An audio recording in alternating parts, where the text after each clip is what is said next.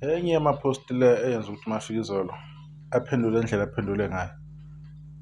Ithi njengoba ngangishilo Thandeni SK ngathi waqinisa nje ngiyakhipha nami, which means mawufaka nje ngiyawufaka. Inkinga ibe kulo ya 24/7 esingavumelananga ngawo qhawe. Phelelani lapho ephejini ngo-6 ntambama khona isimemezelo. Bomzala bami uMafikizolo Mr Hit. Le post ngifundiswa yini ngoba kunento kanje ebisivela right. Khona umuntu oyihlanganisile le post yaba kanje nami bese ngiyithatha khona kuyona yami right. Ithi ke kwenye ama comment kade iphendula phana ithi manje lo 24/7 usachaza ukuthi uyancetheza.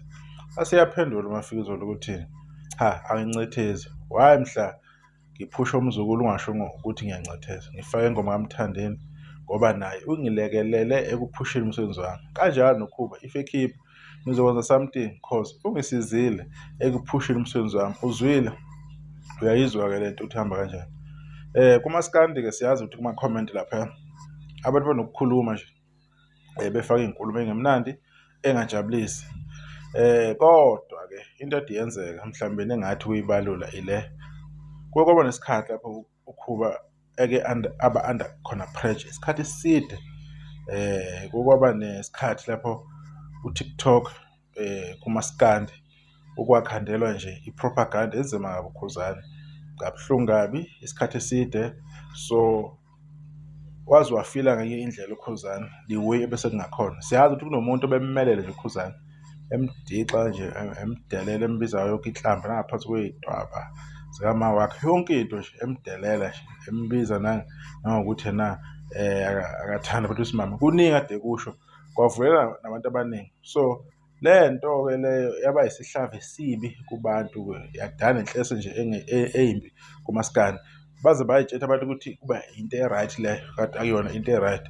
So lokho kade kwenzeka kuKhuba into abantu abanye ade bengenandaba nayo since ade bengamthandi bengayitsheli futhi ukuthi into enjengale ingagcina-ke ifika kulephi izinga. And abaculi abaningi ade bengasambongeleli uKhuzani ade sebeyithulela nje ngoba ade besaba ini inhlamba ezobuya ngale kweyibomvu ngoba ade zimtinyela umuntu ongancomi into enomthandeni encoma into enoKhuzani kuphela. Lokho-ke bengamangalisi ngoba ade bekuhlayela kuma-comment section uzuyisholo. Siyabazi nje abantu abathize ko-TikTok abaze baxolisa kade bekhuluma izinto ey'thize bebhekise ngale eqhaweni nenye intokazi yasolunda phana. Baningi abantu abakhulumayo kodwa abantu ade bekhuluma bebhekise ngoKhuzani bekwamukelekile nje bengenandaba abantu futhi kuyinto abayirepeat-ayo leyo beyijabulela.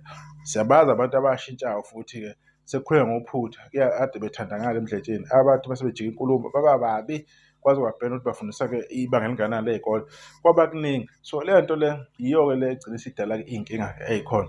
So manje-ke abaculi abanjengoMafikizolo yena uMafikizolo ayengiqamba unakho nje ukwenza amancoko abhekise kakhulu kuMthandeni akaqali namhlanje nangelinye ilanga ukuyakwenza lokho. So inkinga ayikho lokho mayithandela u-SK umkhonzile wathi khona akubukela kuyena okubukela kuyena.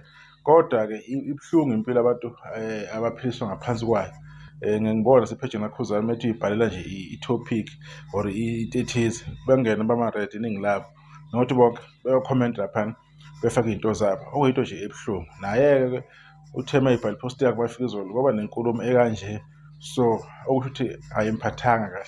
Kunjalo Mafikizolo kumaskandi kuhleli nje bekufikisa ngisho isidingo singekho hleli kuthatha isona isayidi impilo yakhona esesiyijwayele le ukuthi cha iyenzeka esingazi ukuthi kusuke kuyini inhloso ukuthi izofika kuphi.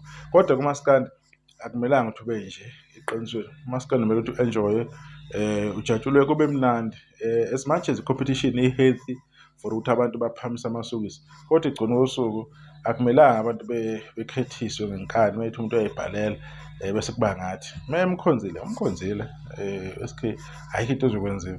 So abantu into enjalo kumele bezimukele uma encokola ekhuluma leyo ngoma lenza amahlaya wenza amahlaya nathi singabalandeli asiye kuhambe semaphejini abaculi siyobacokofula, sikhulume izinto lezi esingesithanda sezenziwa kulabo baculi esibathandayo, ngoba lokho esikwenzayo singabalandeli akukhombisa ukukhula komqondo, akukhombisa ukuphuza.